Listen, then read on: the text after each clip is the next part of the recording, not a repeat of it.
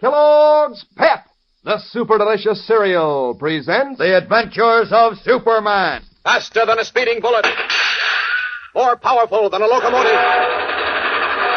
Able to leap tall buildings at a single bound. Look, up in the sky. It's a bird. It's a plane. It's Superman. Yes, it's Superman, whose fight to destroy the one power on Earth that can destroy him is now taking a new turn.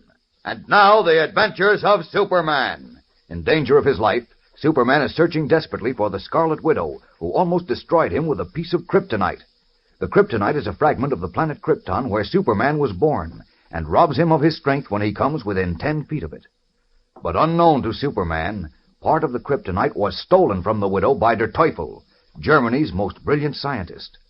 Unable to dissolve the strange green glowing metal in order to form a powerful atomic substance, Teufel told a Nazi underground agent named Kraus that he must take the kryptonite to Germany, where he knew of a chemist who could dissolve it and create an Atom Man, a creature who could control Superman at will. Meanwhile, in the back room of a small book and gift shop in a fashionable district of Metropolis, the gaunt, ugly Scarlet Widow angrily hurls a stack of telegrams at the feet of Sniggers, her little henchman. Listen. My agent can't find Teufel in Detroit. They can't find him in Los Angeles. They can't find him in Cuba or Mexico or Canada. Where is he? He's a sly one, right enough, Teufel is. But if you listen to me, Widow, you'll forget about him. Forget about him?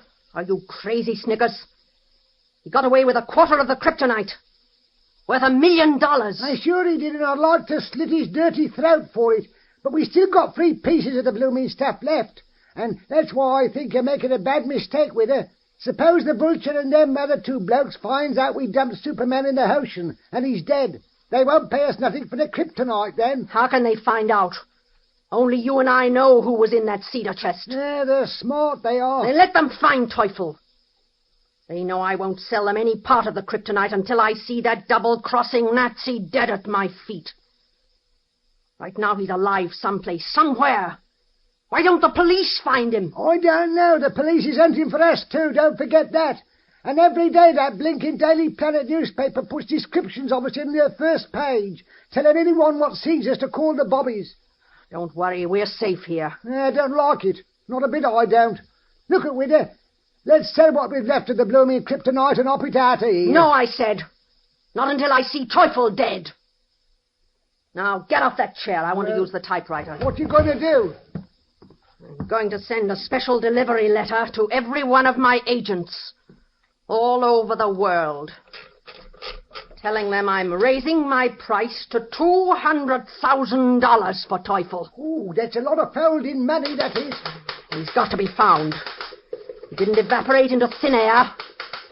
He's someplace, somewhere, and I'm going to find him and see him dead if it's the last thing I ever do.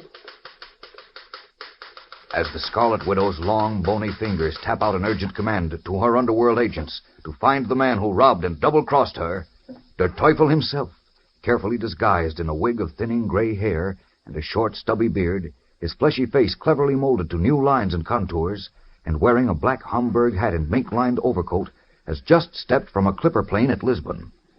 Holding a bulky briefcase close to his side, he extends a passport to a customs officer who examines it perfunctorily as a large transport warms its powerful motors nearby.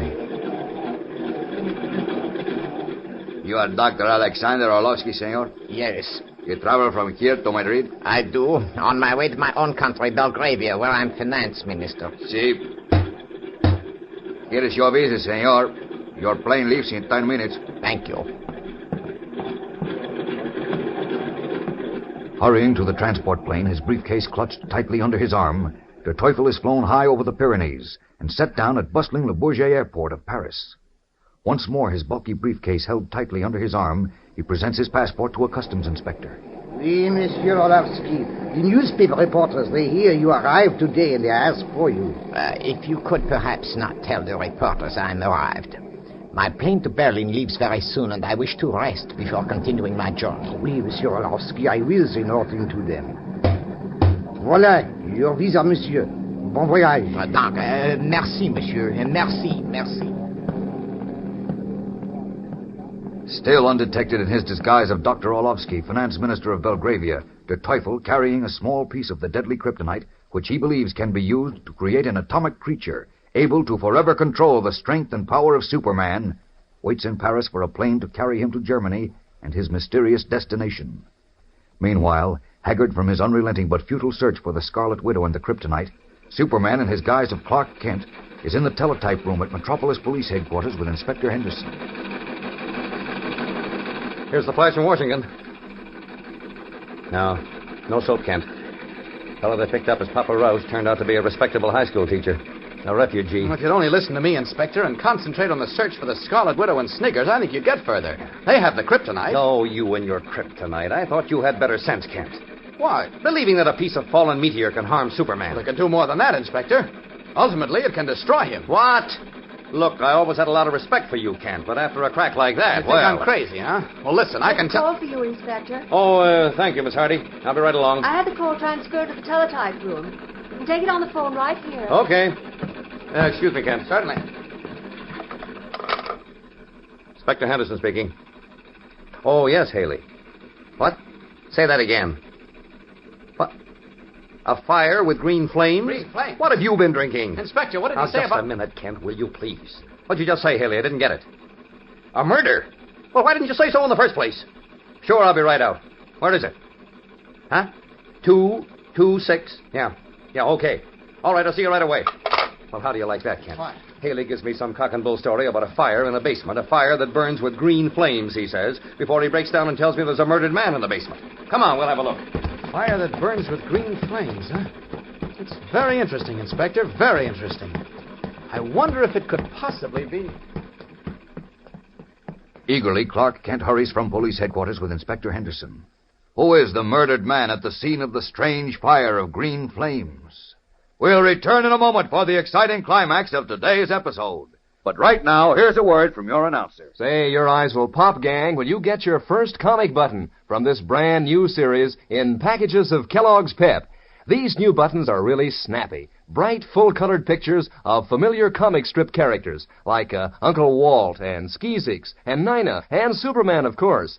Each one printed in bright colors on a sturdy metal button you'll want to wear pinned on your jacket or dress or cap. Now, there are 18 different buttons in all, so get busy. Collect the whole series. Start out by asking Mom to get you a package or two of that super delicious whole wheat flake cereal, Kellogg's Pep. That's the only way you can get these new comic buttons, you know. You don't send in any money, not even a box top. You just look inside the Pep package for your prize. One of these brand new exciting comic buttons or a military insignia or warplane button. There's a button in every package of P-E-P, Pep, made by Kellogg's of Battle Creek. And now, back to the adventures of Superman. Clark Kent and Inspector Henderson have just arrived at the scene of a recent fire, the basement of a dingy tenement house. The basement, equipped as a cluttered, dirty little laboratory, has been half burned out, and the charred walls are a strange green. Leaving Officer Haley outside to keep back the curious crowd, Kent, Henderson, and a police surgeon are examining two men who lie on the basement floor. One, a short, foreign-looking old man with thinning gray hair and a stubby beard, lies on his side, dead, the blade of a knife in his back. He is clad only in his underwear. The other man, tall and lean, sallow-faced, breathes faintly. This tall young fellow, how bad is he, Doc? Beyond help, Inspector. 3rd-degree burns. He won't last more than a few minutes. His driving license says Fred Krause. This address. No other identification. There might be some prints on the knife. I wonder who the old fellow is and where his clothes are. He looks kind of familiar. I know who he is, Inspector. You do? Who is he, Kent? Dr. Alexander Orlovsky, finance minister of Belgravia. Oh? He came to the United States a few weeks ago to try to float a government loan. Are you sure? Positive. I interviewed him. What's the finance minister of Belgravia doing here in this dump? And with a knife in his back. There's a nice kettle of fish. Yeah. Oh. What's the matter, Kent? What? I don't know. I suddenly felt weak and dizzy. What? Great Scott. Huh? What's the matter now? That test tube I just dropped. I was examining it. Inspector, there was kryptonite in that test tube a short time ago. Kryptonite? Yes. That accounts for the green flames. The Scarlet Widow must have been here. And maybe the Vulture, Der Teufel, and that gang, too. They killed Dr. Orlovsky for some reason. Something to do with me.